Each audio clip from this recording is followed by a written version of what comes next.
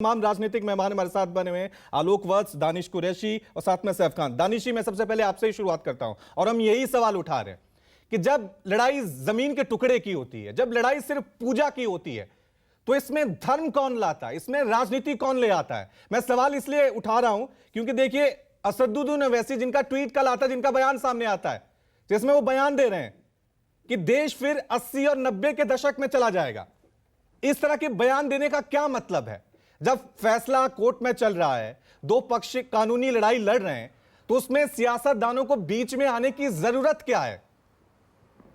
देखिए, मैं आपको कहूं कि असदुद्दीन ओवैसी साहब ने बाबरी मस्जिद के फैसले के वक्त भी कहा था कि ये जो फैसला आया है, इससे और आगे नए विवाद के रास्ते खुलेंगे, जो कि आखिरकार हुआ। दूसरे नंबर की बात मैं आपको बताऊं, जब हम बात करते हैं अदालत, सवाल क्या है कि धार्मिक स्थान जो है वो हमारे भारतीय नागरिकों की आम धर्म जो है वो भारतीय नागरिकों की आम जिंदगी का हिस्सा है। तमाम लोगों का, जो भी नागरिक है, अपने अपने धर्म की अपनी अपनी जो पद्धति है उस हिसाब से वो इबादत करते हैं। सवाल ये है कि जब इस एक धर्म के आस्था स्थान पर कोई दूसरे धर्म के लोग क्लेम करेंगे, तो बट ऑब्वियस है कि इस तरह से गुटबाजियां बनेगी। मैं आपको याद दिला दूं, बाबरी मस्जिद के मामले में सबसे अहम बात जो थी, देखिए इंसाफ की जब हम बात करते हैं, सबसे अहम बात जो सुप्रीम कोर्ट ने कही थी वो ये कही थी कि कोई भी पक्षकार यह स्थापित नहीं कर पाया कि भगवान श्री राम का जन्म यहाँ हुआ था। ये बाकायदा सुप्रीम कोर्ट ने कहा। उसके बाद ये कहा कि प्लेसेस ऑफ वर्शिप एक्ट जो है वो भारत बंधारण का बेसिक स्ट्रक्चर का भाग रहेगा और बाकी जो धार्मिक स्थान है उस पर इस तरीके का स्टेटस को रहेगा जो 1947 15 अगस्त से जिस स्थिति में है उसका ना नेचर ना कैरेक्टर चेंज करने की बात है। अब आप मुझे बताइए कि ज्ञान व्यापी के अंदर में आज ये कहा गया कि भाई ये जो है ये सुनवाई के योग्य है, 711 के मातहत, सीआरपीसी 711 के मातहत इसको डिस्कार्ड नहीं किया जा सकता या निकाला नहीं जा सकता। सवाल ये है कि फिर अब ऐसी और कौन से स्थान हैं जो इस प्लेसेस ऑफ वर्शिप एक्ट में नहीं आते, और अगर ये लागू ही नहीं होता, जब सुप्रीम कोर्ट सर्वोच्च न्यायालय ने देश के ये कह दिया कि ये बेसिक स्ट्रक्चर का हिस्सा रहेगा भारत के संविधान का, उसके बावजूद भी उससे निचली अदालतें जो हैं वो जिस तरह की चीजें एंटरटेन कर रही हैं,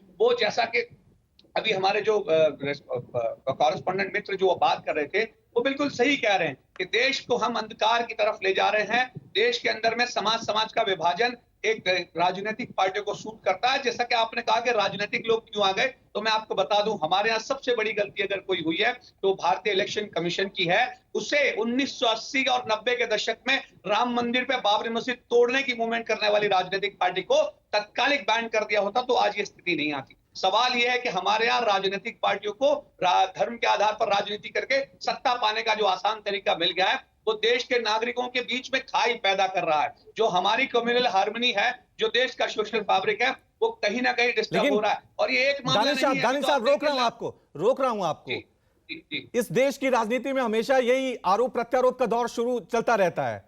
वहां से ओवैसी आरोप लगाते हैं कि बीजेपी सांप्रदायिक माहौल बिगाड़ रही है, वहां से बीजेपी असदुद्दीन ओवैसी पे आरोप लगाती है, लेकिन बयान तो दोनों तरफ से आते हैं ना। ओवैसी जी का जो बयान मैंने आपको सुनाया, उसमें साफ कोर्ट के फैसले पे सवाल उठाए गए, यानी आप संविधान पे, कानून पे सवाल उठाते हैं, तो कहीं ना कहीं गलती तो उनको भी है ना। आप थोड़ा इंतजार करें, कोर्ट क्या कह रहा है, संविधान के मुताबिक क्या फैसला आएगा, लेकिन आप पहले ही बयानबाजी शुरू कर देंगे, माहौल बिगड़ जाएगा।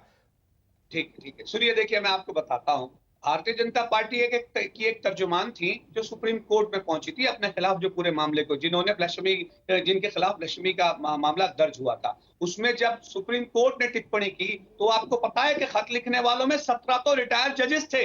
अब जब सुप्रीम कोर्ट की टिप्पणी के ऊपर आप काउंटर लेटर लिख रहे हैं तो वो अदालत की अवमानना नहीं है, वो देश के कानून की अवमानना नहीं है, वो देश की अदालतों में आस्था नहीं है। वो आप कर सकते हैं, लेकिन अगर कोई और बोलेगा तो फिर वो आपको लगता है कि ये कोर्ट की मुखालिफत है। दूसरे नंबर की बात मैं आपसे पूछता हूं, क्या इस देश में बाबरी मस्जिद तोड़ने का आंदोलन असदुद्दीन ओवैसी साहब ने शुरू किया था? कौन सी पार्टी थी जिसने शुरू किया था, जिसने अपना राजनीतिक एजेंडा इससे शुरू किया था? अब आप बताइए कि किसी के धार्मिक स्थान को तोड़ने के लिए आप राजनीति के लिए पूरे यात्राएं निकालेंगे, क्या ये जायज था? ये कभी भी जायज नहीं था। सवाल ये है कि अदालत का फैसला आया है तो एक वर्ग के, आप देखिए किस तरह के राजनीतिक लोगों ने ट्वीट किया है, तो दूसरी तरफ से भी जो शोषित वर्ग है जिसके साथ डिस्क्रिमिनेशन हो रहा है, पॉलिटिकल डिस्क्रिमिनेशन हो रहा है, इवन अगर बाबरी मस्जिद के मामले में कहें तो फेथ के आधार पर जजमेंट दे दिया गया, तो उसके खिलाफ अगर उनकी लीडरशिप तो नहीं बोलेगी तो कौन बोलेगा, बताइए आप। ठीक है, मैं जवाब ले लेता हूं। ये तो नहीं कहा उन्होंने ये आंदोलन तो शुरू नहीं किया कि चलिए हम ये इस धार्मिक स्थान के ठीक है, खिलाफ ठीक है, आंदोलन शुरू कर देते हैं तोड़ने के लिए। दानिश साहब, लेकिन मैं वही सवाल उठा रहा हूं ना, एक अगर कुछ गलत करेगा तो मैं भी क्या गलत करूंगा? क्या ये सही तो करने यही का तो तरीका मांग रहे है हैं ना? ना, एक यही गलत हम बयान मांग रहे हैं देगा तो मैं भी अदालत गलत से। बयान दूंगा। ये तो कोई तरीका सुनिए, नहीं निकला ना देखिए। किसी भी समस्या का समाधान करने का। आलोक जी, आपको मैं देखिए, चर्चा में शामिल करता हूं। 10 सेकंड और 10 सेकंड से इस देश में मुसलमानों ने अयोध्या का जो बाबरी मस्जिद का जो फैसला आया उस पर शांति बरकरार रखी, तो ये नतीजे वहीं के वहीं खत्म हो जाने चाहिए थे, बजाय उसके उस शांति का अगर कोई दुरुपयोग करके अगर वो समझता है कि कानूनी दांव पेच करके मुसलमानों के धार्मिक स्थान को छीन लेंगे, तो मुझे लगता है कि ये सही नहीं है और देश का जो सोशल फैब्रिक है वो कहीं ना कहीं इस राजनीति में डिस्टर्ब हो। ठीक है, आलोक जी जवाब दीजिए, क्योंकि बीजेपी की तरफ से भी ये बयान सामने आ रहे हैं कि अयोध्या हुआ, उसका फैसला आ चुका है, बारी काशी और मथुरा। किस तरह के बयानों की जरूरत क्या है? देखिए रवि जी, इसमें कोई दो मत नहीं है कि मुगल शासकों ने, खासकर औरंगजेब ने हिंदुस्तान में जबरन आतंकी गतिविधि करके बहुत से मंदिरों को तोड़कर वहां मस्जिद की स्थापना की। इसमें कहीं कोई दो मत नहीं है। और अब ये चीज देखा जा रहा है, ये चीजें अब उग्र हो गई हैं। हिंदुस्तान का हिंदू उस सारे मामले को सुलझाना चाह रहा है। भैया, जो गलतियां हुई है उस समय की, उसको सुधार कर, और देखिए भगवान है या नहीं है ये तो बहुत बड़ा प्रश्न है। न हिंदू साबित कर सकता है न मुसलमान साबित कर सकता है, लेकिन जब आस्था की बात आती है तो रीजनिंग बाहर हो जाता है। आस्था के सामने रीजनिंग का कोई मतलब नहीं रहता है।